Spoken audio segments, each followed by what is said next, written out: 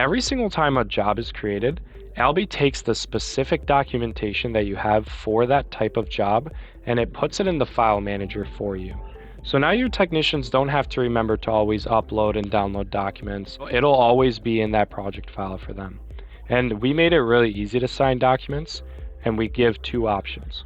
The first option is your technicians can click in the bottom three dots here and hit e-signature.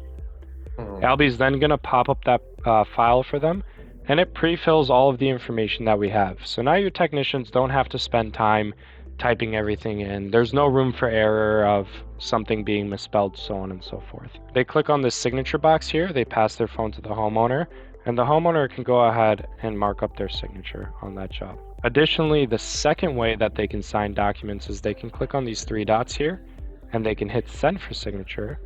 It'll pre-fill the homeowner's email. In this case, on this job, I'm the homeowner. That's why my email is there.